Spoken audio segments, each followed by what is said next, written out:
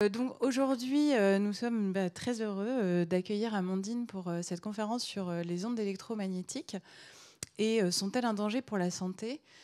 C'est un sujet qui, à la Fondation, nous tenait à cœur depuis déjà un moment. Malheureusement, et comme peut-être certains d'entre vous le savent, il est très difficile en fait d'avoir des résultats sur ces sujets, puisqu'il y a très peu de laboratoires qui travaillent sur l'effet des ondes électromagnétiques sur la santé. Donc voilà, mais nous avons découvert les travaux d'Amandine et nous l'avons tout de suite invitée et nous avons eu beaucoup de chance puisqu'elle a accepté d'être avec nous ce soir. Voilà, donc les ondes électromagnétiques, on parle des ondes électromagnétiques de radiofréquence pour être précis, et donc ça peut être les micro-ondes, ça peut être les radars. Évidemment, c'est aussi une exposition qui peut être un petit peu plus large, c'est-à-dire une exposition environnementale à vos boîtes Wi-Fi, aux antennes, à la radio, à la télévision. Et puis, c'est aussi une exposition qu'on peut appeler individuelle avec les appareils de téléphone mobile. Voilà, c'est en gros tout ça et sûrement plus qu'Amandine détaillera tout à l'heure. Ces ondes électromagnétiques, quels sont les effets sur leur santé? Eh bien, quand on regarde sur le site de l'ANSES, on voit qu'il n'y a pas de lien de causalité qui a été établi entre ces ondes électromagnétiques et un effet sur la santé. Et en 2011, on trouve une étude du CIRC, donc du CIRC, du Centre international de recherche contre le cancer à Lyon, qui dit que, je cite, parce que c'est quand même important de citer, en gros, les radiofréquences sont caractérisées comme peut-être cancérogènes pour l'homme, puisque à l'époque, en étudiant une certaine cohorte, ils avaient mis en relation l'utilisation des portables, des téléphones portables, avec une augmentation de certains cancers du cerveau qu'on appelle des gliomes, en fait. Voilà. Mais il semblerait que cette étude soit, et Amandine en parlera, remise en cause pour certains défauts aussi d'analyse. Voilà, donc très compliqué d'avoir des données sur ces sujets. Il y a aussi quelques effets qui ont été montrés sur la biologie, mais pas des effets irréversibles, des effets réversibles notamment sur le sommeil ou sur la fertilité des ondes électromagnétiques. Voilà où on en est, en tout cas ce que nous savons. Et c'est donc avec grand plaisir qu'on va écouter Amandine ce soir pour nous parler d'éventuelles avancées sur ces sujets. Donc Amandine est docteure en neurosciences. Elle est également maîtresse de conférences à l'université Jules Verne en Picardie. Et elle a fait pratiquement toute sa carrière, 15 ans, plus de 15 ans, sur l'effet des ondes électromagnétiques sur la santé. Et elle a notamment eu l'occasion d'encadrer déjà 4 thèses en plus de la sienne sur ce sujet. Voilà, donc on est très contente de l'accueillir et je la remercie d'être avec nous et je lui laisse la parole.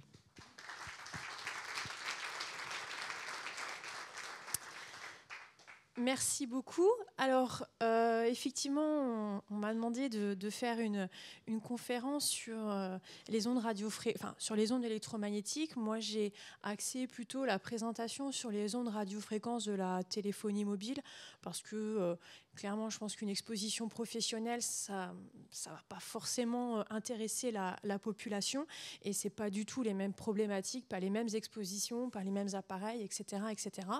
Et globalement, c'est déjà que vous expliquez ce qu'est aussi une onde radiofréquence. Globalement, l'état de l'art, ce qu'on sait actuellement des effets des ondes radiofréquences, je vous dis, vous allez être un peu frustrés parce que vous allez voir qu'on ne connaît pas grand-chose.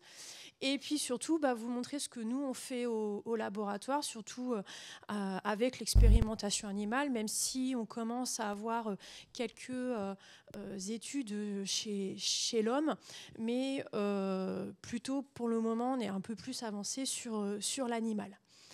Donc on m'a déjà présenté. Donc je travaille dans un laboratoire, le laboratoire Péritox, qui a pour but d'étudier les effets de facteurs environnementaux sur la périnatalité. Vous verrez, parce que justement les premières études ont été faites sur des modèles animaux juvéniles. Vous allez comprendre un petit peu pourquoi, puisque la grosse question, c'est aussi l'exposition des enfants. Malheureusement, on ne travaille pas sur des modèles plus âgés, un petit peu chez l'adulte, mais surtout principalement sur les modèles enfants. Alors, donc les sources électromagnétiques, donc il existe des sources naturelles, telles que le champ magnétique, qui va permettre notamment, par exemple, aux animaux de migrer. La lumière du soleil, c'est aussi une source électromagnétique, avec l'émission de rayonnements ultraviolets et infrarouges, en plus de la lumière visible. Mais surtout, les principales sources électromagnétiques, ça va être les sources artificielles, notamment qui sont utilisées pour les communications, donc telles que la téléphonie mobile, mais également d'autres équipements domestiques, puisque la télévision va émettre une source électromagnétique, la lumière, globalement tout appareil branché sur courant va émettre une source électromagnétique. Alors, c'est très compliqué en fait de comprendre et de mesurer en fait les champs électromagnétiques. Vous verrez du coup ce qui est aussi compliqué du coup après pour les études. C'est pour ça qu'il n'y a pas beaucoup de laboratoires qui travaillent dessus, parce que c'est pas comme par exemple donner un pesticide à un animal. Ça va être beaucoup plus complexe que ça, parce qu'un champ électromagnétique, de façon générale, va être constitué de deux champs, un champ magnétique et un champ électrique, qui vont se déplacer dans l'espace, perpendiculaires l'un à l'autre. Donc E, c'est électrique. B, c'est le champ magnétique. Ils sont indissociables, vous avez forcément les deux, si ce n'est qu'on verra que selon les gammes de fréquences, on ne va pas forcément avoir une proportion qui est égale. Et la vitesse de déplacement est une vitesse proche de celle de la lumière. Alors, c'est utilisé dans la téléphonie mobile parce que ça va permettre, donc c'est de l'énergie, et du coup ça va être le support en fait pour pouvoir transmettre des informations avec plus ou moins d'énergie, de capacité. Ça, on verra ça un petit peu après. Alors, le spectre électromagnétique est très très large, donc comme on l'a dit juste avant, ça va regrouper effectivement également le micro-ondes. Vous avez dans le spectre électromagnétique la radioactivité, mais ce qui va plus nous intéresser ici, c'est le domaine en fait de ce qu'on appelle les radiofréquences, qui sont des champs électromagnétiques dont la fréquence va être comprise entre 30 kHz et 300 GHz. Donc les ondes électromagnétiques vont être caractérisées par leur fréquence et leur intensité. Donc ces radiofréquences vont être utilisées dans différents domaines. Ces radiofréquences sont dans ce qu'on appelle le rayonnement non ionisant, c'est-à-dire que l'énergie qui va être émise normalement n'est pas assez importante pour modifier la matière, contrairement à la radioactivité qui est par exemple dans les rayonnements ionisants, l'énergie est tellement importante que des électrons vont être arrachés à la matière. Ici, ça ne va pas du tout être le cas. On va avoir une interaction avec la matière, mais d'une autre façon. On verra par exemple avec l'effet thermique, qui est d'ailleurs l'objectif par exemple du four à un micro-ondes en fait. Alors, le réseau de téléphonie mobile, alors lui-même dans les radiofréquences, on va avoir différentes bandes de fréquences qui vont être utilisées. Donc actuellement, on a surtout les réseaux 2G, 3G, 4G. Alors vous utilisez principalement que la 4G, mais je vous montrerai un peu après par rapport aux détails des fréquences. Mais la 4G, en fait, a réutilisé les bandes de fréquences de la 2G et de la 3G. Et la 5G, qui est en cours de déploiement actuellement, en fait, va réutiliser une partie des bandes de fréquences de la 4G, 2G, 3G, et en plus, on va avoir une nouvelle bande de fréquences.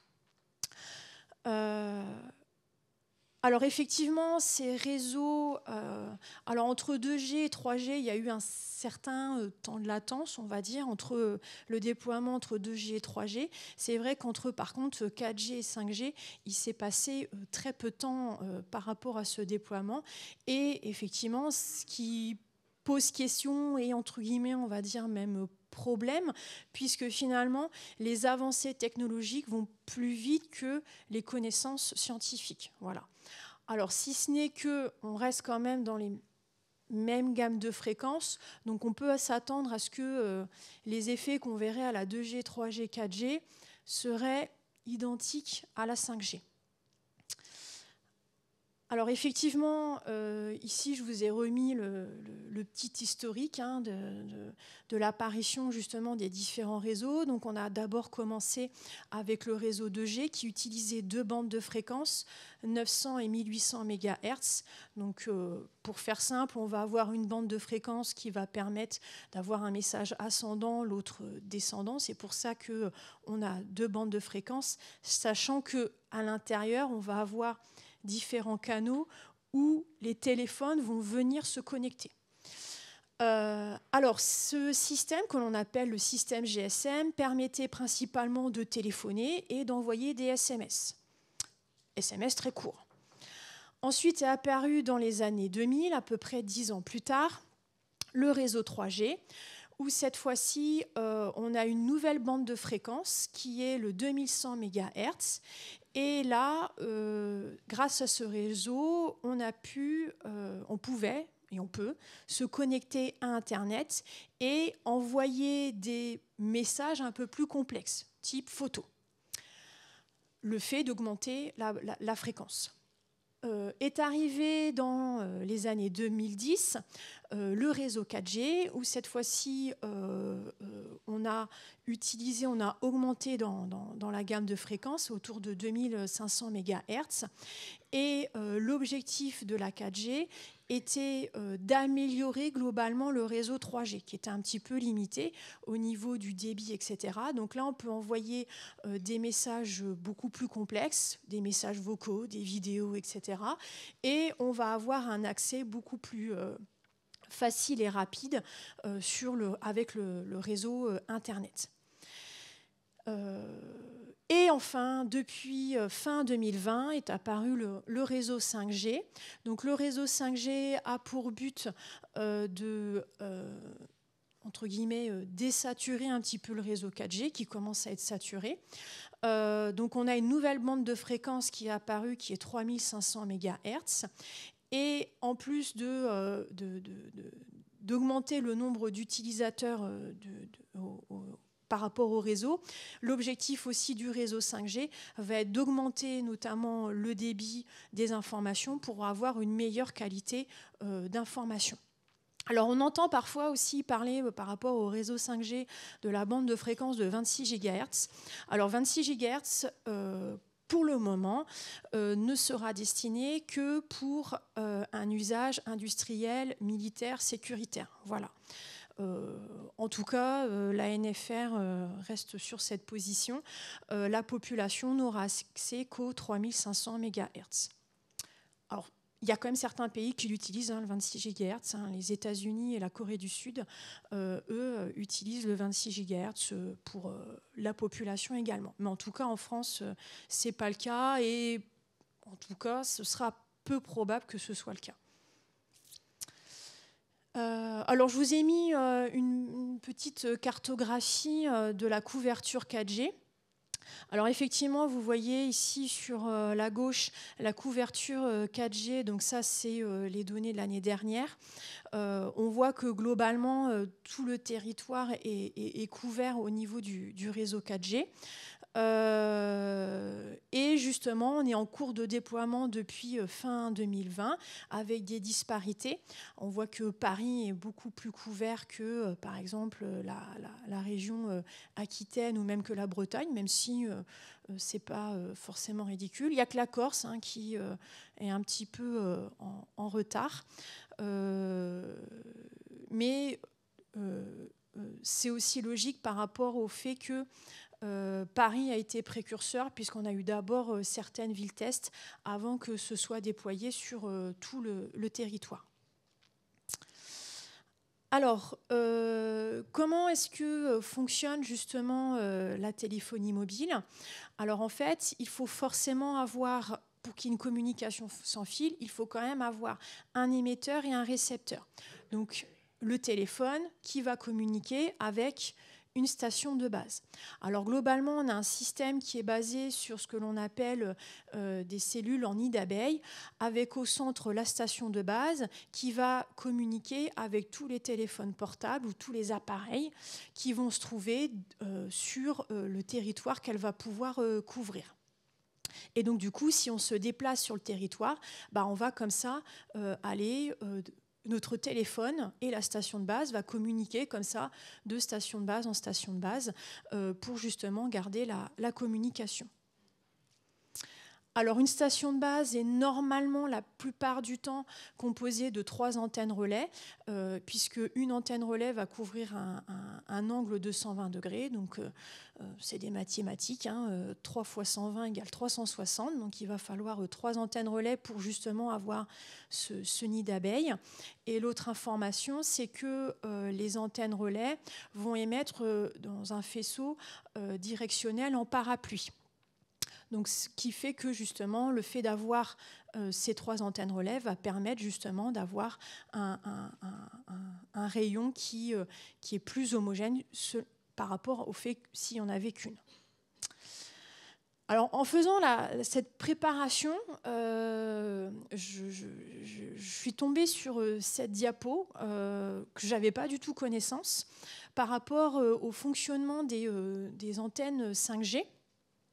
Alors, normalement, la plupart du temps, l'objectif, c'est que les sites d'implantation de la 5G vont réutiliser les sites déjà existants. Donc, c'est souvent une transformation. Mais il semblerait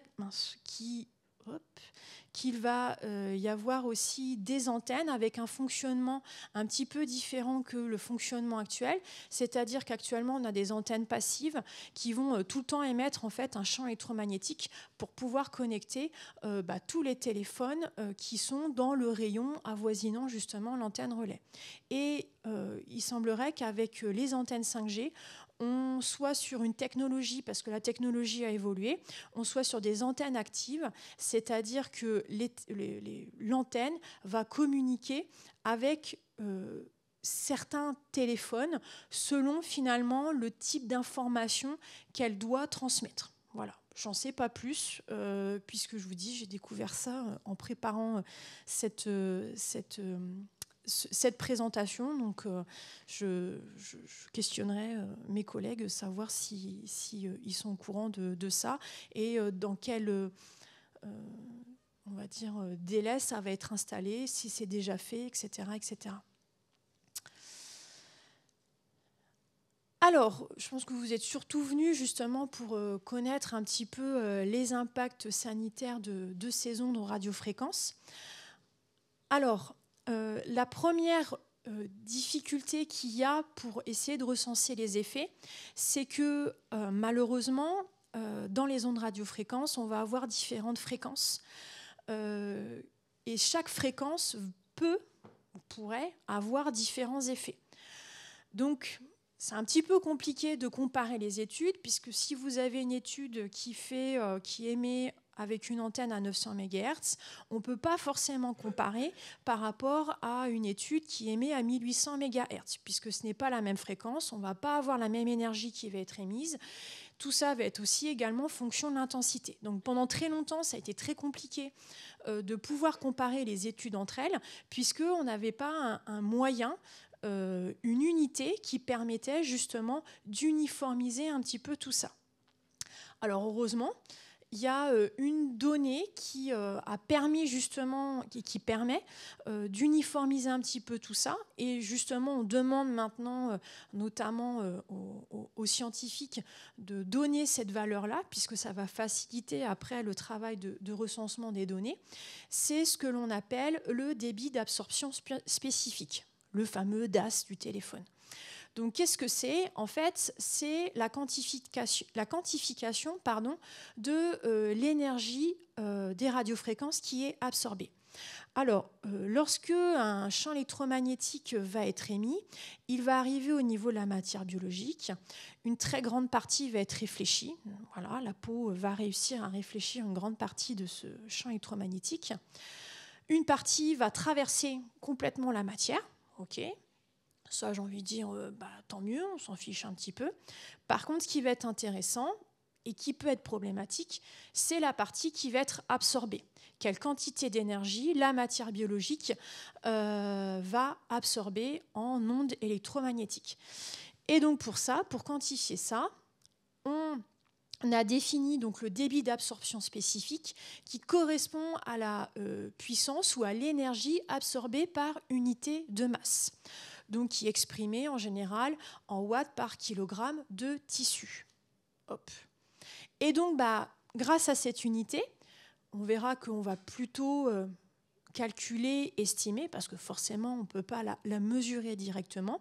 Et bien, grâce déjà à ce DAS, ça va permettre de pouvoir comparer justement les études entre elles pour définir justement quels sont les effets. Puisque ce qui va nous intéresser surtout ici, c'est l'énergie qui est absorbée. Est-ce que on va avoir une conséquence de cette énergie absorbée, une perturbation de l'organisme face à l'absorption de cette énergie.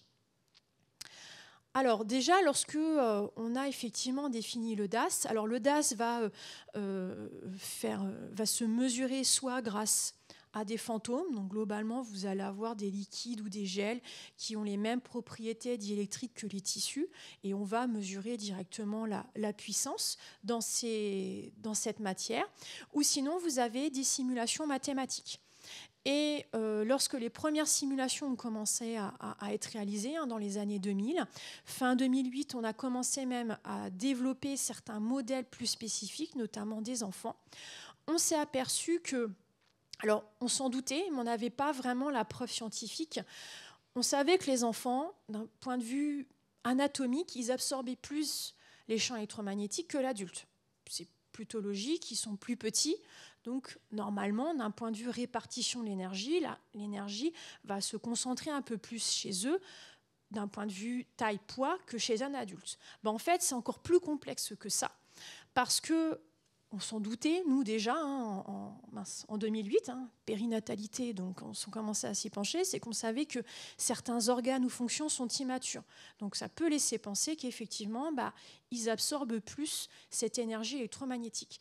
En fait, effectivement, c'est beaucoup plus complexe que ça, puisqu'on sait que maintenant, certaines régions de l'organisme, chez ces enfants, vont absorber beaucoup plus le champ électromagnétique qu'un adulte. Et ça, pas fonction forcément par rapport à la taille. Donc ici, c'est ce que je vous montre. C'est que c'est une étude où on avait des modèles de différents enfants, 5 ans, 6 ans, 8 ans, 15 ans et chez l'adulte. Et ce qu'ils ont montré, c'est que déjà, premièrement, les enfants, au niveau du cerveau, vont absorber 2 fois plus d'énergie que l'adulte. Et en plus, il y a même des régions, donc ici la région notamment de l'hippocampe, qui va préférentiellement beaucoup plus absorber le champ électromagnétique qu'un adulte. Une étude récemment a même montré, alors il y aurait peut-être même un rebond, c'est-à-dire que vers l'âge de 10 ans, cette augmentation d'absorption disparaît et réapparaît après vers l'adolescence. Voilà. Pour l'instant, après, pourquoi, comment, ça, on ne sait pas. Alors, ça évolue beaucoup par rapport aussi à ce débit d'absorption spécifique qui nous apporte beaucoup d'informations, notamment en essayant de faire coïncider des images médicales et de scanners, d'IRM, etc., qui va donner des informations sur les propriétés diélectriques des organes. Et donc, dans les modèles pour les calculs de DAS, on va avoir une idée justement des zones qui vont préférentiellement plus absorber les champs électromagnétiques. Donc, notamment dans cette étude où on a des enfants, le plus petit enfant à 1 an, le modèle, alors de façon très étonnante, auquel on ne s'attendait pas, il semblerait que le foie, par exemple, chez l'enfant, absorbe beaucoup plus le champ électromagnétique qu'un adulte. Voilà. Et certaines régions aussi du squelette, chose auxquelles on ne s'attendait pas forcément. Et ici, on a même maintenant des modèles de fœtus. Donc ici, cette étude a même fait différents modèles selon l'avancée de la grossesse. Et on s'attendait à ce que finalement, lorsque l'enfant, le bébé est dans le ventre de sa maman, il va être exposé par le ventre. Donc il va normalement recevoir plus de champs électromagnétiques par le ventre. En fait, pas du tout. Il va être beaucoup plus exposé vers la face, on va dire, antérieure, vers la maman, que vers la face extérieure. Donc là, plus c'est bleu, plus le DAS est faible, plus c'est rouge, plus ça va être élevé. Et l'hypothèse, c'est qu'en fait, la colonne vertébrale fait un peu office d'écran, de réverbération. Donc, ce qui fait que il semblerait que le côté plus, on va dire, antérieur va être plus exposé que la face externe. Donc ça, ça reste des simulations, mais ça montre quand même quelque chose qu'on sentait déjà, c'est que l'absorption des champs électromagnétiques n'est pas qu'une question finalement de taille, il y a aussi une question de maturation de l'enfant qui est liée aussi à différentes... qui est liée entre autres aux propriétés diélectriques, et c'est même pas que les propriétés diélectriques en plus. Alors, le seul grand effet des radiofréquences, c'est l'effet thermique. C'est celui où, globalement, il y a un consensus scientifique, il n'y a aucun souci, on arrive à le reproduire en laboratoire, en professionnel, et c'est celui qui est à la base des valeurs limites actuellement en vigueur. Donc, qu'est-ce que c'est ? En fait, lorsqu'on est exposé à un champ électromagnétique de type radiofréquence, avec un débit d'absorption spécifique supérieur à 4 watts par kilo, on va observer une augmentation de la température corporelle de 1 degré. C'est-à-dire que l'énergie absorbée est tellement importante que notre système de thermorégulation, pour réguler la température, n'arrive pas finalement à pallier justement cette absorption de l'énergie. Et donc, on a eu plein d'études qui ont été faites à plus de 4 watts par kilo, et qui vont montrer les conséquences liées à l'augmentation de cette température, comme effectivement des dommages tissulaires, on va avoir des altérations de protéines, il y a eu beaucoup de tests aussi cognitifs qui ont été faits, y compris en milieu professionnel, où on voit une diminution de la performance cognitive. Et donc, cet effet thermique, c'est ce qui est à la base des valeurs limites d'exposition. Et ce qui s'est passé, c'est qu'on a appliqué un facteur 50 pour la population générale de sécurité, un facteur 10 pour la population professionnelle. Et c'est ce qui est actuellement en vigueur. Si on regarde que la population générale, si on prend les téléphones portables, la valeur limite d'exposition va être de 2 watts par kilo, tête et tronc. Or, du coup, je vous ai mis quelques exemples de photos, parce que j'ai regardé un petit peu justement ce qu'il en était. Alors, il semblerait que les champions au niveau du DAS, c'est les iPhones. C'est ceux qui émettent le plus, du moins qui ont un DAS le plus élevé. Et, alors, c'est pas de la pub, voilà. Et les Samsung, c'est ceux qui émettent le moins. Voilà. Alors moi, je vous dis d'un point de vue scientifique, entre 0,98 et 0,87, ça ne va pas non plus changer de fou. Mais du coup, on le voit souvent en publicité, c'est ce que je dis des fois aux étudiants, ça va être le coût marketing. Alors ils le font un peu moins maintenant, mais c'était le truc marketing à qui aura le DAS le plus faible. Mais finalement, on est toujours à peu près dans un ordre d'idée. Et sachant que les premiers téléphones, on était sur des DAS qui étaient plus élevés. Voilà, voire même le double. Je sais que quand une dizaine d'années, je faisais déjà ces présentations, je regardais, on était sur des DAS de 1,6 watts par kilo, par exemple. Là, on a quasiment divisé presque par 2, presque. Mais, alors, ça c'est connu, mais ce qui pose effectivement question, et le gros débat actuellement, c'est les effets non thermiques. C'est-à-dire, malgré le fait qu'on soit exposé à des niveaux qui sont faibles, inférieurs à 4 watts par kilo, est-ce qu'on ne va pas avoir des effets sur la santé ? Alors, il y a quand même un consensus, une hypothèse qui commence à émerger, c'est que probablement qu'en dessous de 4 watts par kilo, on a quand même un effet thermique, mais qui est tellement faible qu'on n'arrive pas à le mesurer ou à l'évaluer. Mais de plus en plus, alors ça peut rester qu'au niveau cellulaire, cet effet thermique, donc forcément on ne va pas le mesurer, mais c'est quand même quelque chose qui ressort de plus en plus. Mais dans tous les cas, on ne le mesure pas. Les effets qu'éventuellement on pourrait observer ne vont pas être liées justement à cette élévation de température.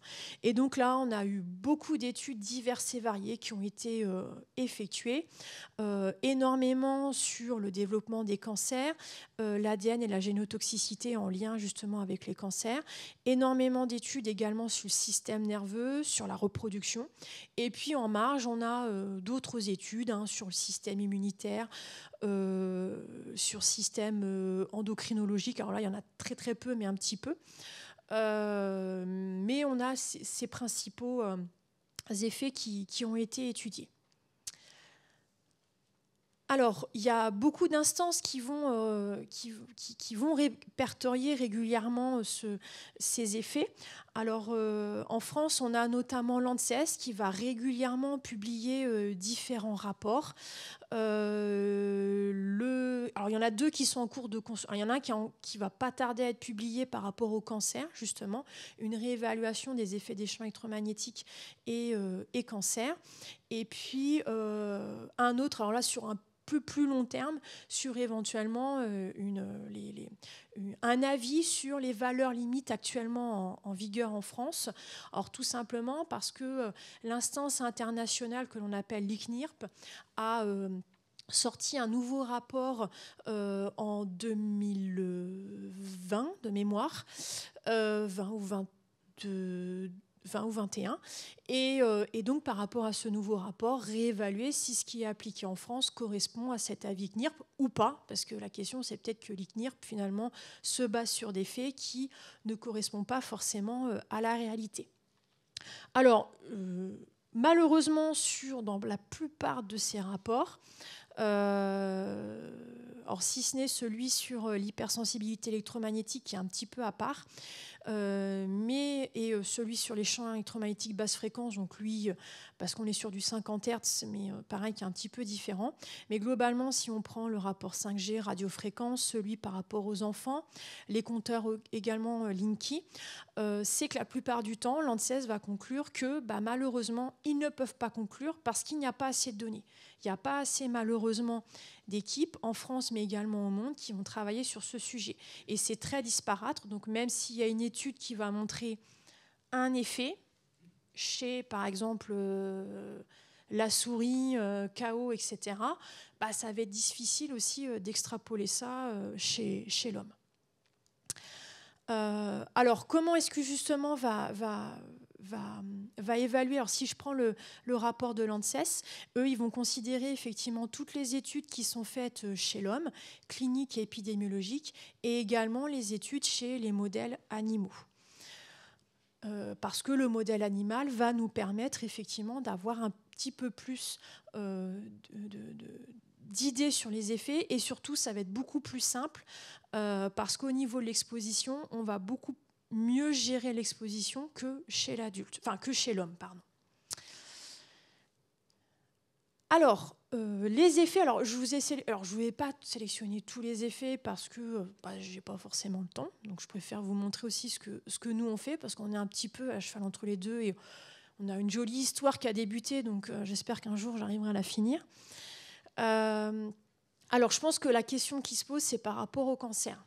Alors, pour l'instant, clairement, non. Qu'on regarde au niveau français, au niveau européen, au niveau international, tous les rapports des revues, etc., ne montrent pas d'association entre cancer et champs électromagnétiques. Alors, que ce soit d'un point de vue humain, alors les études épidémiologiques, il y a eu effectivement cette fameuse étude Interphone. Cette étude Interphone, sur le papier, elle était plutôt bien faite. L'idée, c'était d'avoir un même protocole qui allait être diffusé dans différents pays. Sauf que les différents pays, finalement, ont refait les trucs à leur sauce. Donc, du coup, c'est difficile après de comparer la France, le Danemark, etc., etc.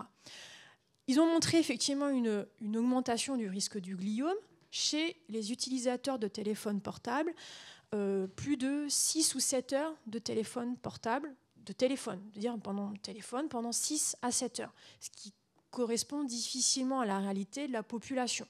Éventuellement, certains professionnels, je pense aux plateformes téléphoniques, c'est à la rigueur un autre type d'exposition. On a une étude actuellement qui est toujours en cours, on commence à voir les données arriver, qui est l'étude Cosmos, qui est un peu la même chose, si ce n'est que c'est un petit peu mieux fait, surtout pour l'exposition, parce qu'avant c'était que des questionnaires, et on sait maintenant que les questionnaires, soit on surévalue, soit on sous-évalue son exposition.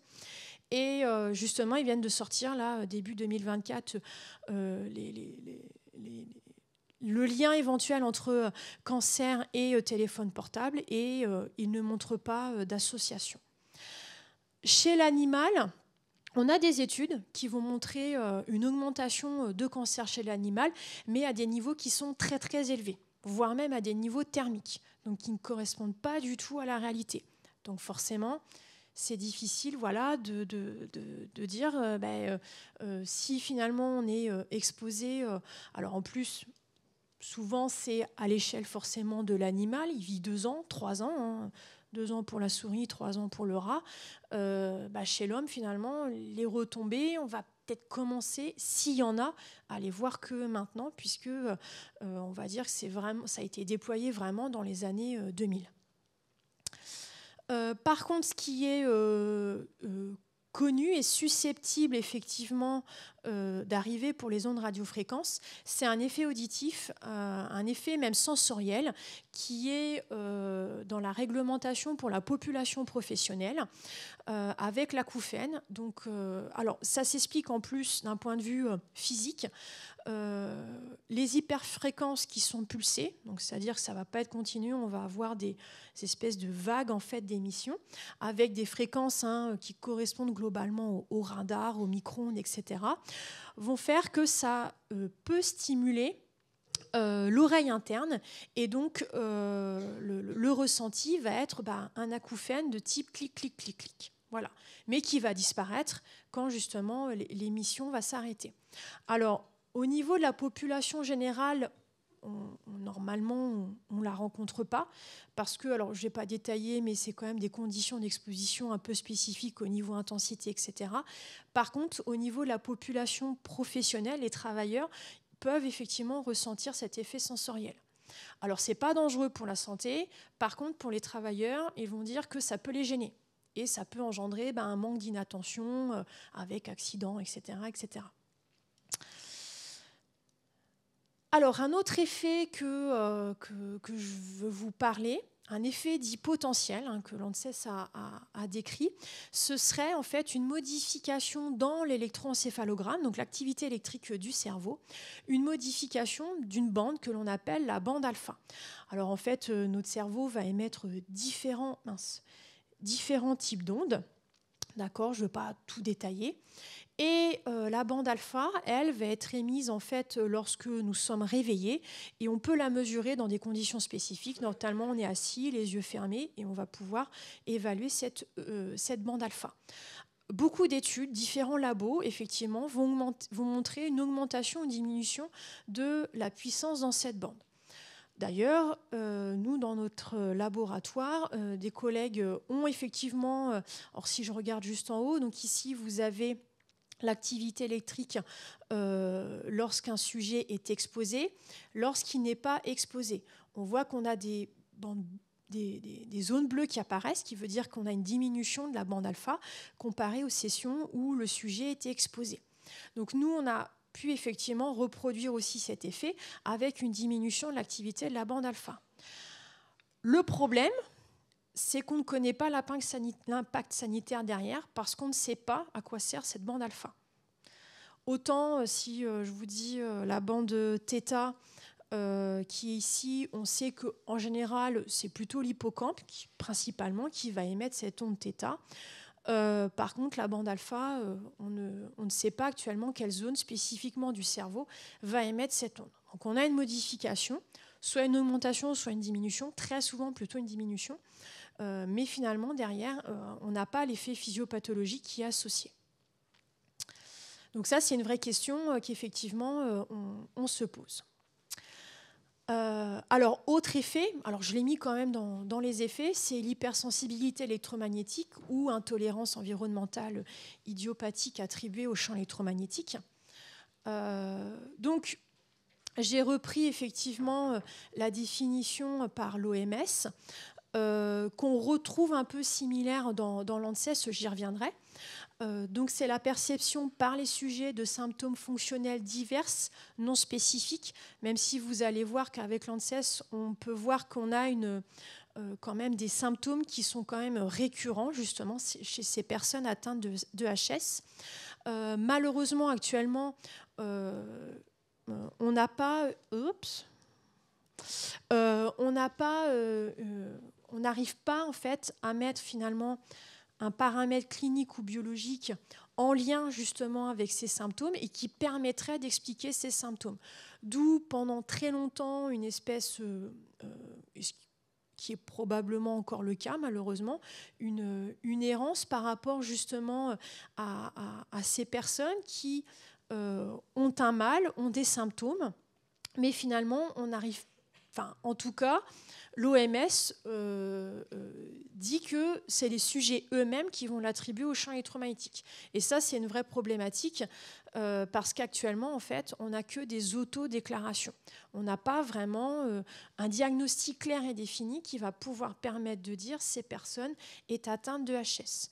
Alors, au niveau de la prévalence dans les pays, on est quand même à peu près autour environ de entre 1 et 5%. Donc ça ne change pas trop entre les pays.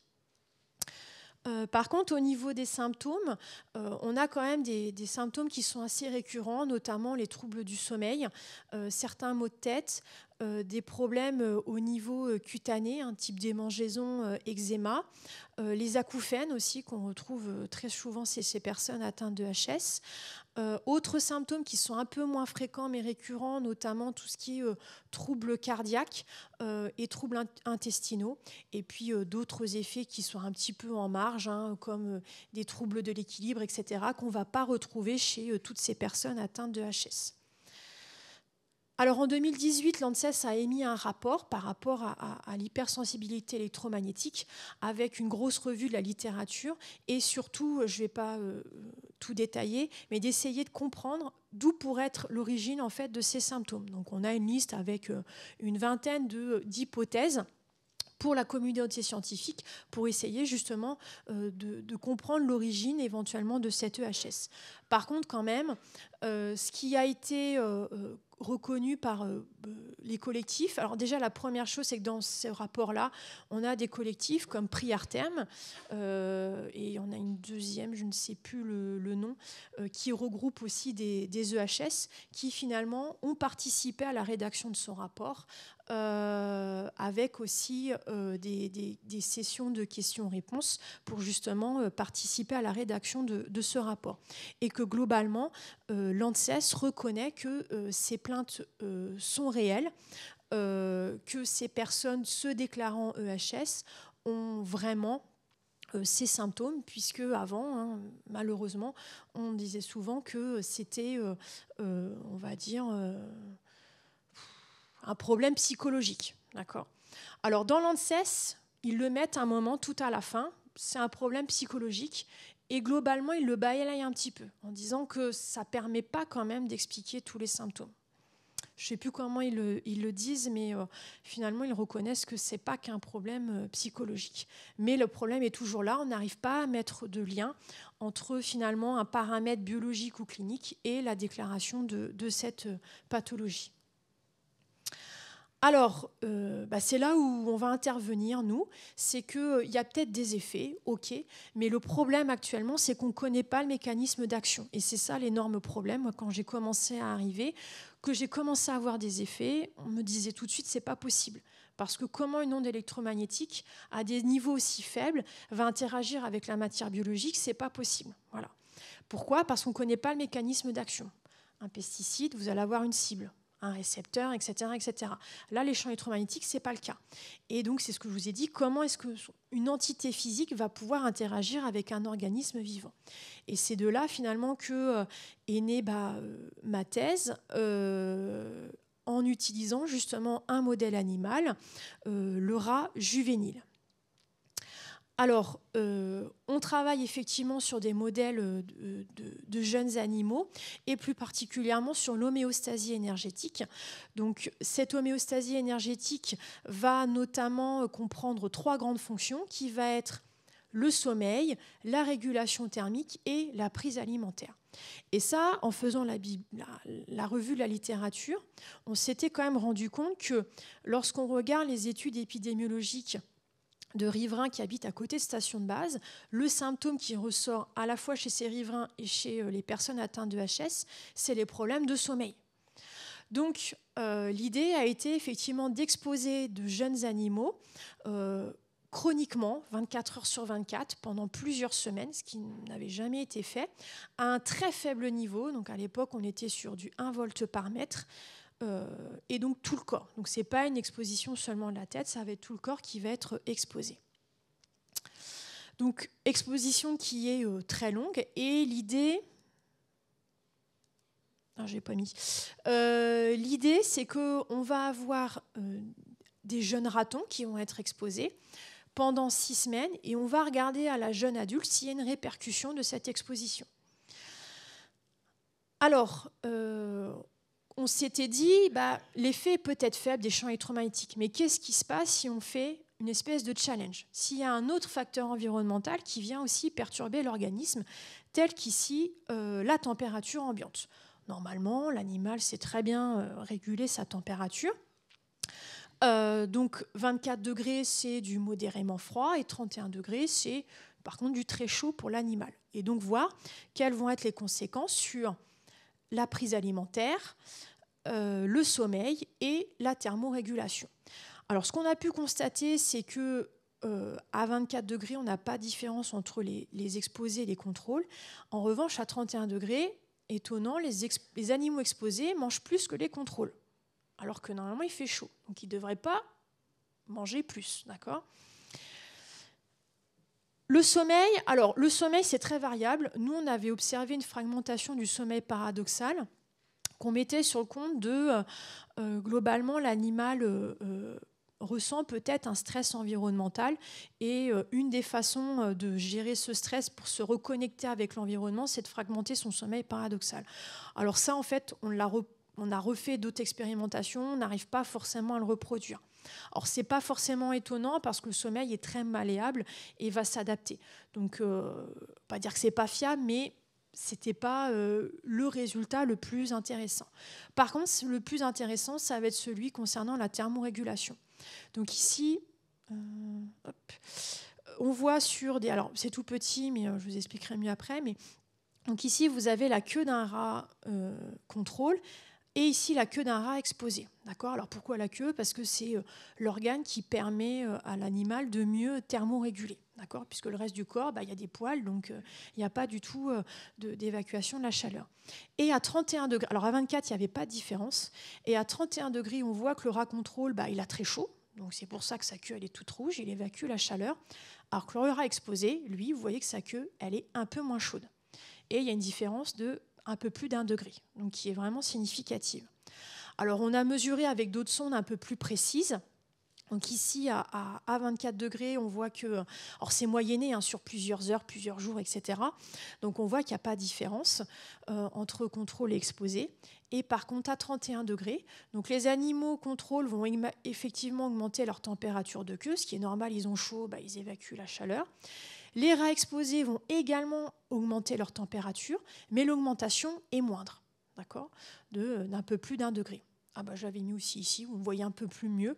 Donc on l'a fait aussi en utilisant une autre technologie qui est la caméra infrarouge, où là, du coup, on fait juste des photos de la queue du rat. Là, c'est avec des sondes qui sont implantées. Et on a à peu près la même différence, que ce soit avec une sonde ou avec la caméra, on a à peu près une différence d'un peu plus de 1 degré. Donc l'hypothèse, c'est que les animaux exposés, en fait, ils maintiennent ce que l'on appelle un processus qui est la vasoconstriction, que normalement on met en place quand il fait froid. Mais eux, à 31 degrés, ils maintiennent quand même cette vasoconstriction. Donc on s'est dit, si la vasoconstriction est maintenue, peut-être qu'on peut l'enlever. Alors une façon de l'enlever, ça va être en fait de donner un médicament que l'on appelle la prazosine, qui est donné justement pour les personnes, par exemple, qui font de l'hypertension. C'est un médicament vasodilatateur. Il va avoir la propriété de se fixer à des récepteurs qui vont justement bloquer la vasoconstriction et donc en conséquence, normalement, on va vasodilater. Donc les animaux ici, on voit toujours contrôle qui sont en haut, les exposés qui sont en bas. Et lorsqu'on va donner la prazosine, hop, les animaux exposés vont réaugmenter leur température. Donc on va vraiment avoir la vasoconstriction qui disparaît. Donc ce qui prouve bien qu'il y avait avant une vasoconstriction. Donc les rats, peut-être l'hypothèse c'est qu'ils ont froid. Lorsqu'ils sont exposés, en fait ils ressentent comme s'ils avaient froid.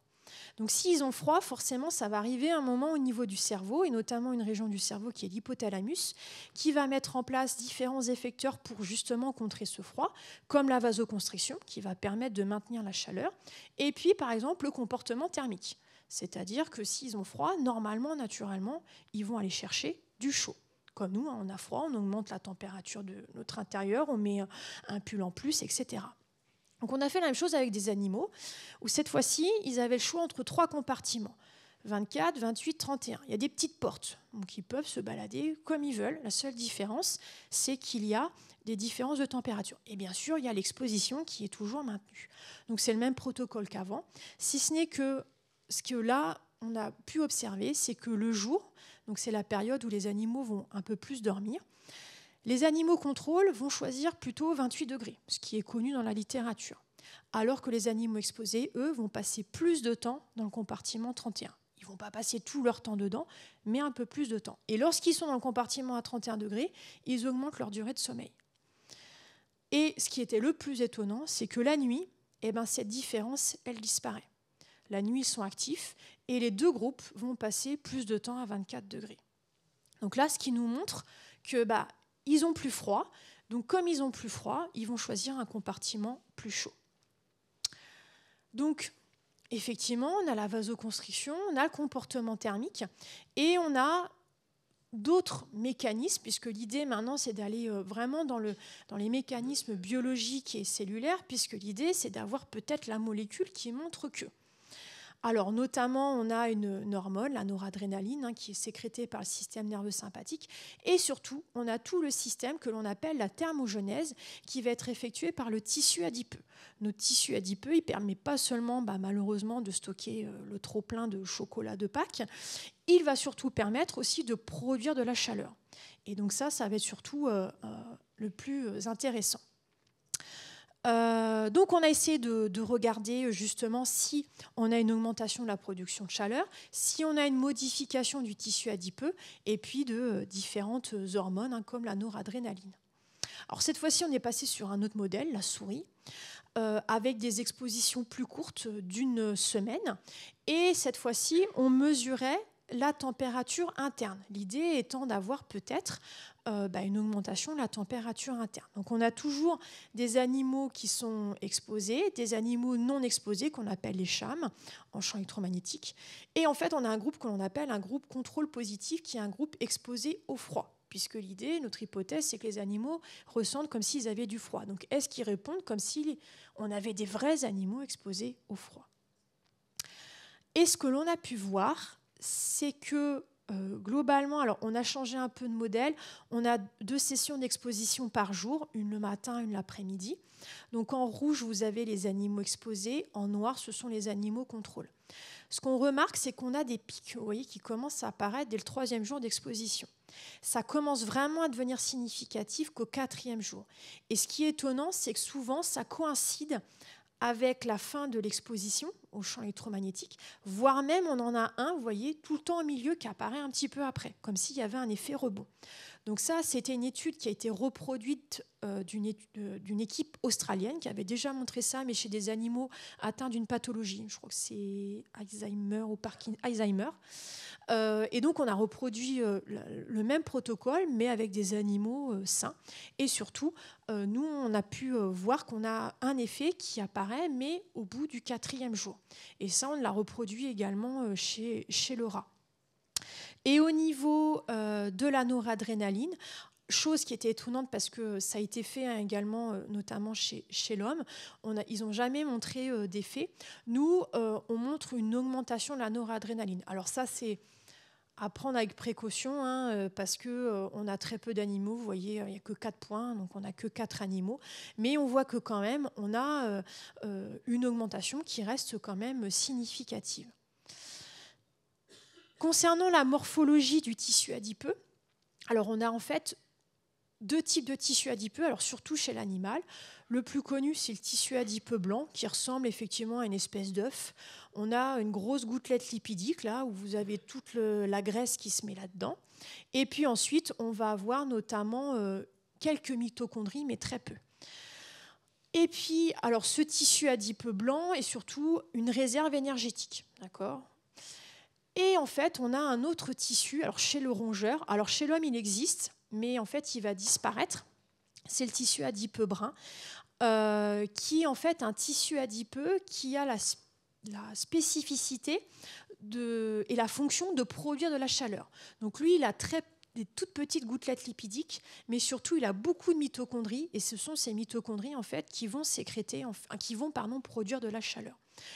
Alors chez l'homme, on est avec ce tissu adipeux, et puis en grandissant, il va rapetisser, même si des études montrent qu'il semblerait qu'il y en a encore un petit peu chez nous. On sait que par contre le tissu adipeux blanc peut se transformer en tissu beige, d'accord, c'est pas du brun mais c'est du beige. Par contre chez l'animal, rat ou souris, ce tissu adipeux brun persiste en fait. Donc ce qui nous montre que dans notre étude en plus un très bon modèle. Et alors là, ce qu'on a pu constater, donc au niveau du tissu adipeux brun, alors je vais peut-être mettre le blanc parce que c'est visuellement plus marquant pour le blanc. Donc ici, vous avez du tissu adipeux blanc chez des animaux non exposés, le tissu adipeux blanc chez des animaux exposés au froid. On voit qu'il y a beaucoup moins de grandes gouttelettes lipidiques, ce qui est logique parce qu'en fait, l'énergie va être utilisée pour produire de la chaleur. Donc globalement, les gouttelettes lipidiques vont rétrécir. Donc c'est ce qu'on voit ici, le noir versus le blanc. Ce qu'on voit également au niveau du tissu adipeux brun. Et chez les exposés, vous voyez, on a un tissu un peu intermédiaire. On voit que les gouttelettes lipidiques ont diminué. On en a encore des grosses, ok, mais elles ont diminué. Donc, ce qui montre qu'on a eu une activation du processus pour produire de la chaleur, que ce soit au niveau du tissu adipeux blanc, mais également au niveau du tissu adipeux brun. Donc on a les radiofréquences semblent induire un processus dit de lipolyse, de consommation des lipides, pour justement l'hypothèse étant de produire de la chaleur. Alors ça, c'est les derniers résultats qui sont tout frais de 15 jours. Puisqu'on continue toujours dans ce domaine-là de l'activation de la production de chaleur, où cette fois-ci, on va regarder plus d'un point de vue moléculaire. Est-ce qu'on peut avoir des gènes ou des molécules qui vont s'activer ? Et là, en plus, on est devenu moderne parce qu'on s'est équipé pour exposer des animaux à la 5G. Donc 3500 MHz. Et en plus, donc ça c'est un gros projet où on va essayer d'évaluer si on a un effet de la durée de l'exposition entre 1 semaine et 2 semaines, et si on a un effet éventuellement de l'âge. Alors l'effet sexe, on va également le faire, mais là du coup j'ai pas encore du tout de résultats. Donc ici globalement, je vais pas rentrer dans le détail, mais on va évaluer en fait des gènes qui sont impliqués justement dans la production de chaleur au niveau du tissu adipeux brun. Tissu adipeux blanc, c'est en cours. Alors ce qu'on constate, donc ici vous avez des animaux qui sont jeunes, 3 semaines, qui sont exposés soit 1 semaine, soit 2 semaines. À 1 semaine, vous voyez tout à peu près au même niveau. Par contre, à l'âge de 3 semaines, donc en vert, vous avez les animaux contrôle, en orange, les animaux exposés à la 2G, donc 900 MHz, et en bleu, ceux exposés à 3,5 GHz, donc 5G. On voit qu'on a un gène qui ressort ici, qui est PRDM16, je vous expliquerai après, qui est largement augmenté de façon significative lorsque les animaux sont exposés à la 5G. Et à l'inverse, on a un autre gène ici qui va être diminué. Alors, cette fois-ci que par rapport à la 2G, mais ça va arriver par rapport au contrôle, parce qu'il manque quelques petites données, quelques duplicats qui doivent être faits, mais celui-ci devrait être significatif aussi par rapport au contrôle. Mais surtout celui-ci qui est augmenté. Ce qui est étonnant, c'est qu'à 8 semaines, donc là, global, alors 3 semaines, c'est un jeune enfant. On peut comparer ça à un enfant de 2-3 ans, même si c'est difficile parfois de comparer. 8 semaines, on va dire, c'est un jeune adulte, la fin de l'adolescence. À 8 semaines, les rats peuvent se reproduire, ils sont complètement autonomes, etc. etc. Donc toujours pareil, à 1 semaine, on ne voit aucune différence. Et par contre, à 2 semaines, on voit quelques petites choses qui commencent à augmenter. Alors, c'est de manière indicative, mais pareil, c'est toujours la 5G où on a une petite augmentation. Alors, je crois que je n'ai pas été plus loin. Alors, je ne vais pas vous expliquer parce que c'est un peu plus compliqué, mais l'hypothèse va toujours dans le même sens, c'est que ces gènes-là sont impliqués notamment dans ce que l'on appelle un processus qui est l'hyperplasie du tissu adipeux, c'est-à-dire une redistribution du tissu adipeux, notamment pour éventuellement produire de la chaleur. Donc, on est toujours, on va dire, dans le même sens que les animaux exposés aux ondes radiofréquences ressentent un froid et du coup, ils réagissent pour contrer ce froid qui est en fait le champ électromagnétique. Alors pour conclure, je ne sais pas si je suis dans les temps, si c'est bon. Bon, c'est bon, je suis dans les temps alors. J'arrive à la conclusion. Alors pour conclure sur ma présentation, mais comme ça, il y aura éventuellement des questions, c'est que vous avez compris que le seul effet avéré, consensus, etc., qu'on arrive à reproduire, c'est l'effet thermique. L'effet quand même qui pose question, c'est à des effets non thermiques, notamment sur le système nerveux central et l'onde alpha, avec potentiellement, en tout cas, ça commence effectivement, même au niveau de l'ANSES, à poser question de savoir justement quel pourrait être, est-ce qu'il y aurait un effet physiopathologique par rapport justement à cette augmentation, cette diminution de la puissance EEG dans la bande alpha. Alors concernant les enfants quand même, l'ANSES a émis un principe de précaution par rapport à ce que je vous ai expliqué de DAS, et j'ai envie de dire que nos études, en tout cas ici, le montrent aussi, parce qu'on voit quand même un peu plus d'effets sur des animaux jeunes, 3 semaines, 8 semaines. Alors, je ne vous ai pas montré les adultes, mais les adultes, on ne voit rien du tout, en fait, s'il ne se passe rien. En tout cas, sur ces gènes-là. Il y a d'autres choses, mais pas sur ces gènes-là. Donc, le principe de précaution qui a été émis par l'ANSES, effectivement, doit être appliqué, y compris éventuellement par les parents, mais également par éventuellement les collectivités. D'où finalement le fait d'enlever certaines antennes relais sur les toits des écoles, puisque pendant un temps, on en voyait un petit peu partout. Et par contre, la grosse question qui demeure, c'est l'effet chronique. Malheureusement, très peu d'études sont faites sur les effets de très grandes expositions, parce que malheureusement, c'est beaucoup d'investissement, ça coûte beaucoup d'argent. Pour des fois, finalement, ça ne marche pas. Et clairement, malheureusement, peu de laboratoires se lancent dedans. Alors nous, quand même, je vais vous dire, moi, je pense qu'il y a un effet, mais c'est un effet physiologique, adaptatif, puisque on voit quand même que on a l'exposition, en fait, entraîne les mêmes réponses que si on était exposé au froid. Et pour l'instant, il n'y a pas. Les effets liés à l'exposition au froid, on les connaît tous. Sur le long terme, ça ne va pas provoquer des pathologies. Ça reste une réponse physiologique adaptative. Par contre, la question, c'est justement, est-ce que, chose qu'on ne peut pas tester encore pour le moment, mais qu'on a souvent eu, c'est chez les sujets qui sont fragiles, est-ce que justement ils vont réussir à s'adapter justement à ces champs électromagnétiques, notamment à répondre à ce type de réaction au froid? C'est la grosse question qu'on se pose.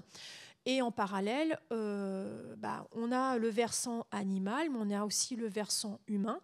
Et donc, un collègue, là, est en train d'étudier ça chez des enfants prématurés, puisque les prématurés ne savent pas du tout réguler leur température.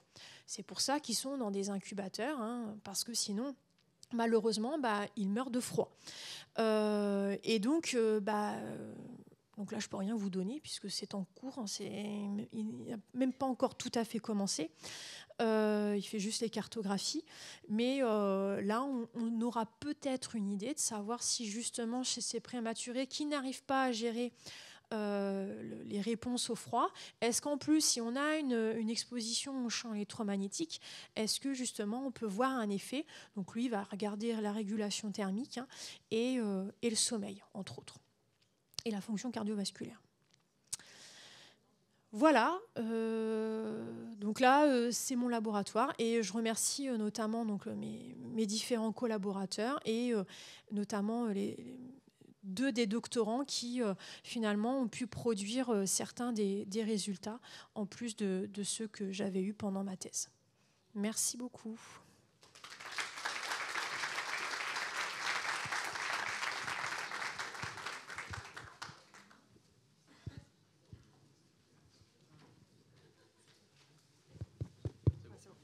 Merci Amandine. Donc j'imagine qu'il y a des questions.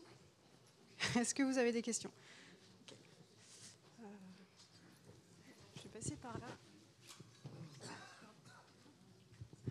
Bonjour, bonsoir.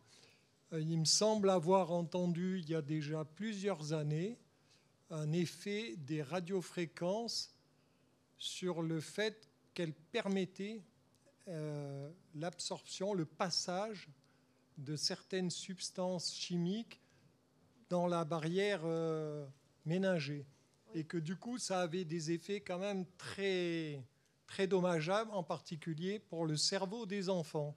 Et je suis surpris, enfin vous allez peut-être corroborer ce que j'avais lu à l'époque. Alors, oui, c'est sur la barrière effectivement hémato-encéphalique. Oui.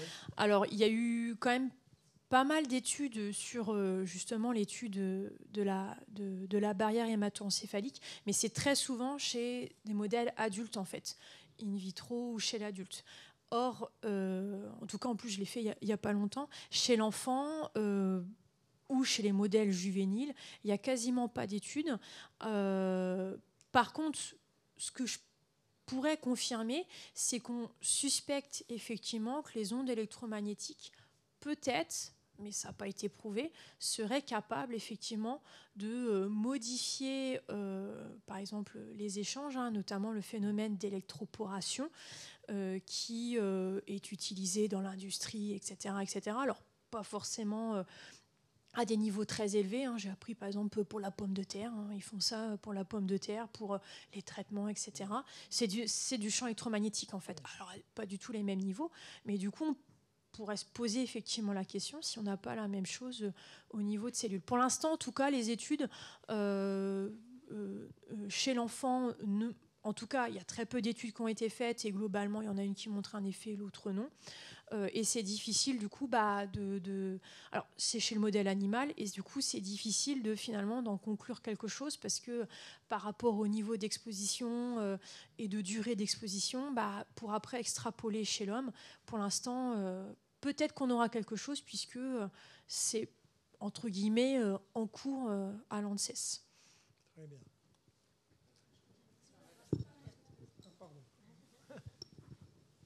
Oui, bonsoir, j'ai une petite question à propos du calcul du DAS en watts par kilogramme. C'est une puissance instantanée du coup? Oui, c'est une puissance instantanée. Ok. Ouais. Et du coup, la question qui vient derrière, quand vous utilisez dans vos études, vous utilisez 0,1 watts par kilogramme, du coup, en exposition constante? Plus petit, normalement c'est du milliwatt. Milliwatts, de mémoire. Okay. Ouais. Et du coup, ça correspond à quoi par rapport à une exposition, on va dire, si on se compare par rapport à une antenne relais ou quelque chose comme ça? Parce que là, du coup, on est plus comparable à l'exposition à une antenne relais qu'à un téléphone, ouais. en fait, alors, c'est vrai que je n'ai jamais regardé pour calculer, mais globalement, là, l'animal va être beaucoup plus exposé que nous. Voilà. Alors, la chose, en fait, c'est que nous, on a pris le parti de faire des faibles expositions, donc on est quand même limité par rapport à l'appareil. Le plus petit qu'on puisse faire, c'est 1 volt par mètre, on ne peut pas aller en deçà, et donc on calcule le DAS sur l'animal par rapport à ce 1 volt par mètre. Mais globalement, même nous, en fait, on absorbe moins d'énergie puisque l'animal est plus petit. En plus, la valeur que je donne, c'est une valeur moyennée qui a été calculée en fonction de l'âge et en plus de la position de l'animal par rapport également à l'antenne dans sa cage, etc. etc. Okay. Donc globalement, nous, on est exposé beaucoup moins que dans ces études-là, si on se base sur le DAS. Okay. Il y a d'autres questions? Oui, je me décale un peu, je pense, sur les basses fréquences. Il faut complètement oublier maintenant les effets des lignes à haute tension. Non, parce ils existent toujours, ils n'ont pas changé. Alors, pour connaître les lignes à haute tension, on a effectivement tout ce qui est effet notamment dit sensoriel, hein, notamment les phosphènes, hein, le fait d'avoir les petits points, etc. Il y a eu pas mal d'études aussi sur des leucémies, études épidémiologiques. Malheureusement, il n'y a pas eu d'association qui a été faite par rapport à ces leucémies. Par contre, il y a eu beaucoup d'études sur plutôt une perturbation de l'environnement, notamment des animaux. On sait maintenant que ça perturbe l'agriculture, notamment alors j'avais vu ça, hein, les vaches qui vont produire moins de lait et qui vont aussi pas se déplacer de la même façon selon s'il y a ces lignes à haute tension ou pas. Alors il y a aussi le phénomène de courant induit, hein, de courant de décharge, pour si jamais il y a un abreuvoir en métallique pas très loin d'une ligne à haute tension, ça va charger, donc forcément les vaches ne vont pas trop aimer. Pendant un temps, on s'était dit produisent moins de lait à cause de ça, mais non, il y a d'autres phénomènes. Par contre, alors pour le coup, c'est un peu moins mon domaine et à ma connaissance ou de mémoire, quand j'avais quand même lu, il n'y a pas non plus de mécanismes d'action qui ont été attribués. Mais c'est toujours d'actualité, oui. Et de toute façon, les valeurs limites, en rigueur, normalement, sont en place aussi pour limiter les effets qui sont connus, tels que certains effets sensoriels, musculaires également, voilà.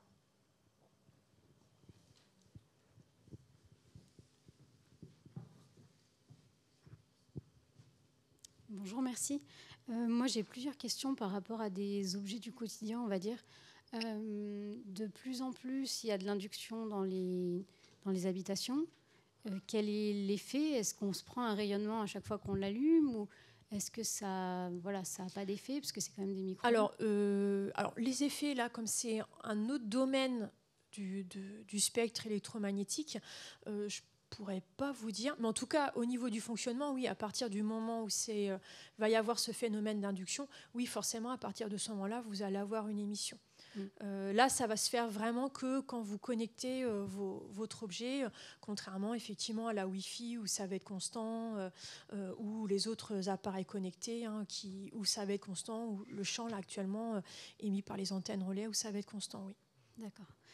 Après, concernant les oreillettes Bluetooth, par exemple, que tout le monde utilise maintenant, donc là, à mon avis, ils s'en prennent plein la figure. Par contre, là, c'est du radiofréquence. C'est Wi-Fi, Bluetooth, c'est pareil, oui. Et du coup, est-ce que quand c'est des oreillettes avec des fils, c'est un peu mieux? Parce que malgré tout, il y a quand même un passage de courant. Ouais, mais le passage du courant est très très faible. Donc on est plutôt sur un champ magnétique, mais qui est vraiment très très faible.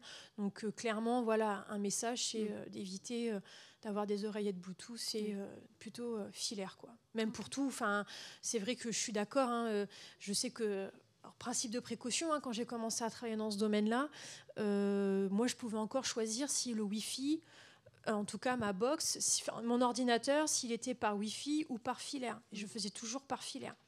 Maintenant, en fait, par défaut, c'est toujours, en fait, votre box, elle émet toujours du Wi-Fi, en fait.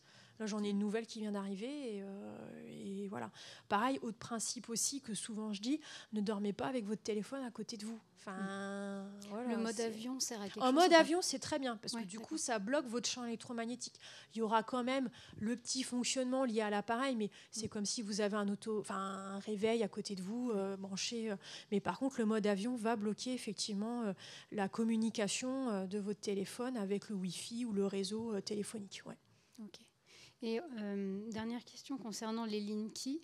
Alors, il y en a qui parlent de mettre des boîtiers CPL pour éviter que le champ magnétique du coup passe par les câbles. Enfin, je ne sais pas si ça peut vous parler. Alors là, ça doit être plus Parce qu'en fait, les boîtiers CPL, de ce que j'en ai compris, c'est quelque chose qui peut permettre, par exemple, de faire passer Internet dans les prises de la maison quand la Wi-Fi est trop faible. Et là, du coup, le principe, ce serait un peu l'inverse, a priori.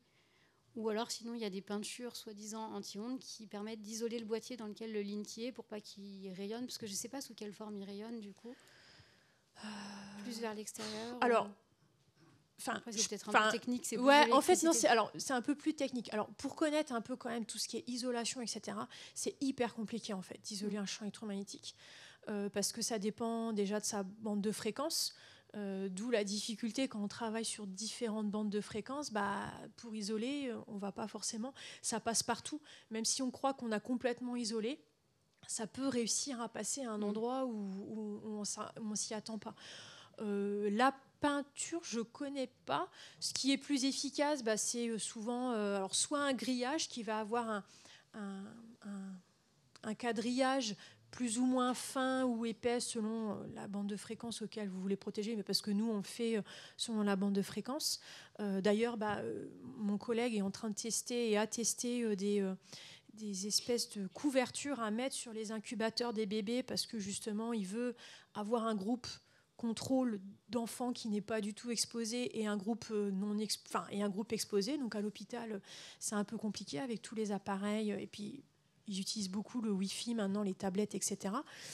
Donc je suis pas certaine que ce soit hyper efficace. Le mieux, c'est de pas les avoir. Après, on n'a pas le choix. On n'a pas le choix entre guillemets, mais voilà.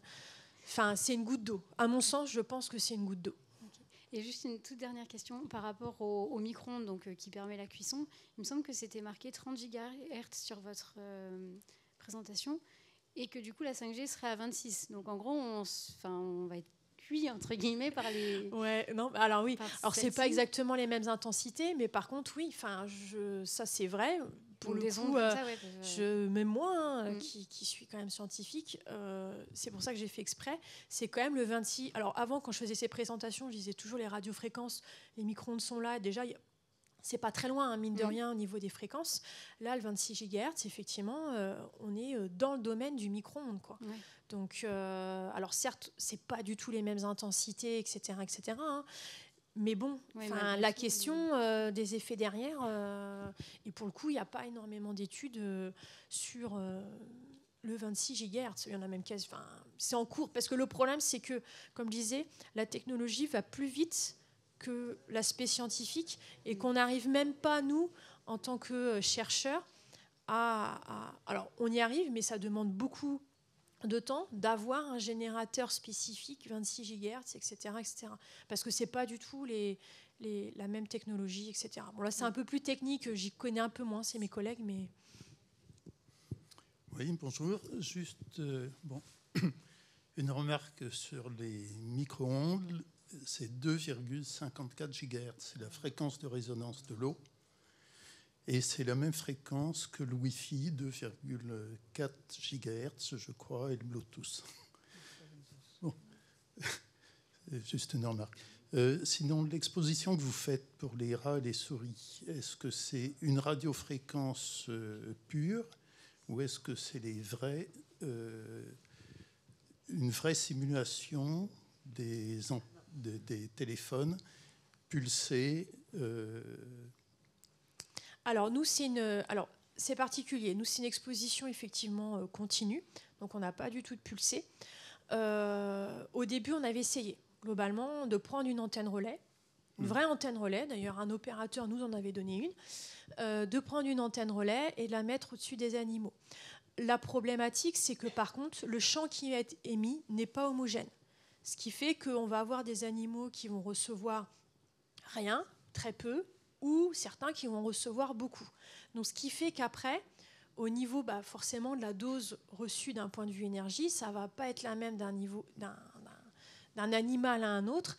Et du coup, de mettre éventuellement en lien un effet, globalement, sur déjà des séries de 6 ou 8 animaux, il aurait fallu augmenter les séries de façon exponentielle et surtout après pour pouvoir comparer, ça va être c'est très compliqué. Donc c'est pour ça que nous on a fait le choix d'avoir globalement des petites antennes, des mini antennes relais mais miniatures qui vont être réparties dans les chambres d'hébergement des animaux. Et comme ça, les animaux reçoivent à peu près, même comme ça, ils reçoivent à peu près la même intensité de chant. Et c'est à peu près homogène dans tout le groupe. En fait, nous, on n'a pas le système pour faire du pulsé. On pourrait, mais c'est pas... le choix n'a pas été fait du pulsé dès le départ, en fait. On a choisi une espèce de facilité d'un point de vue technique. C'était plus facile à mettre en œuvre rapidement de faire du continu que du pulsé. Mais effectivement, le pulsé, c'est la question. C'est-à-dire que voilà, le pulse, en fait, peut effectivement avoir un impact. Ben, ça se rapproche des ondes du cerveau. Et bon, il y a polarisé aussi, il paraît que ça a un effet. Une autre question, oui. Si la queue des rats est froide, est-ce que c'est une vasoconstriction ou est-ce que ça pourrait pas être le sang qui est moins fluide? Parce qu'il y a une hypothèse, c'est que les globules rouges se collent les uns aux autres et ça fait des rouleaux qui circulent moins bien dans le sang. Alors, je suis en train de réfléchir par rapport à cette hypothèse. Parce que si vous faites... Oui, je réfléchis si moi... vous mettez un vasodilatateur, donc est-ce que si le sang est moins fluide, le sang circule mieux, mais... Ouais. Mais, alors, déjà, finalement, quand on voit qu'on met le vasodilatateur, finalement, effectivement, la queue... La température de queue rejoint celle des contrôles.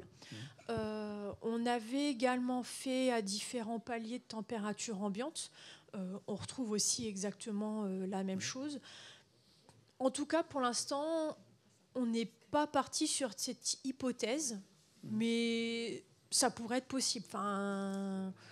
Comment est-ce qu'on fait la différence? Ouais, ça je sais pas. Alors, je pense que ça doit se mesurer. Si ça peut se mesurer, il y a des techniques, type laser Doppler. Alors pourquoi on avait fait du laser Doppler, etc. chez l'animal. J'ai pas en tête ce qu'on avait trouvé, mais je crois qu'on n'avait rien trouvé ou c'était pas significatif. Mais si, ça peut se trouver, notamment avec des techniques type laser Doppler. Si. Mais malheureusement. Nous, en tout cas, on n'avait rien vu, mais on l'avait fait que ponctuellement, donc c'est difficile de conclure là, juste sur une mesure ponctuelle. On va prendre une dernière question très très courte. Je vais peut-être donner la parole aux gens qui n'ont pas encore parlé. Merci. Oui, bonsoir. Qu'est-ce que vous pensez du rapport Bio-Initiative qui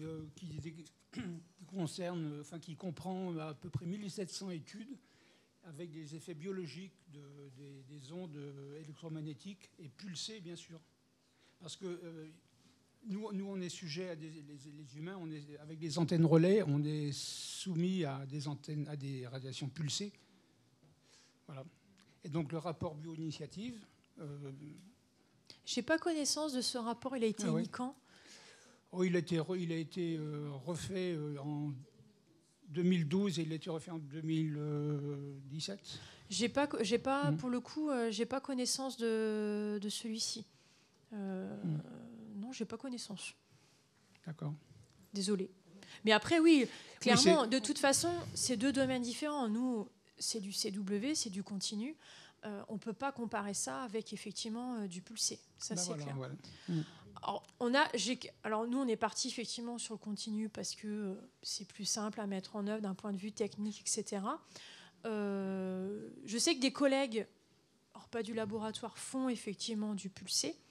Après, ils sont plus sur du moléculaire cellulaire. Oui.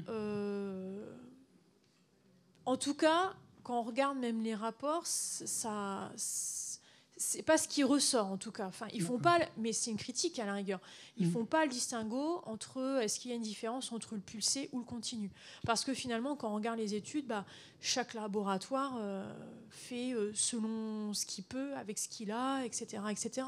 Selon aussi derrière l'appui technologique, parce que c'est aussi la difficulté du champ électromagnétique, c'est que moi, à la base, je suis physiologiste, biologiste.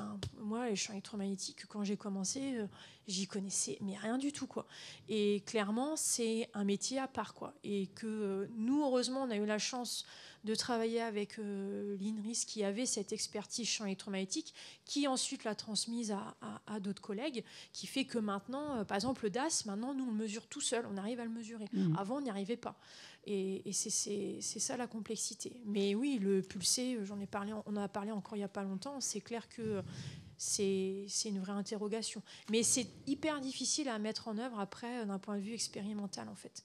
Sur quoi on se base pour faire le pulsé, parce que d'un opérateur à un autre, ça ne va pas du tout être la même façon, d'un téléphone à un autre, ça ne va pas être la même façon. Enfin, c'est ça aussi qui est compliqué. Même dans le pulsé, dans les études pulsées, d'une étude à l'autre, ça varie énormément.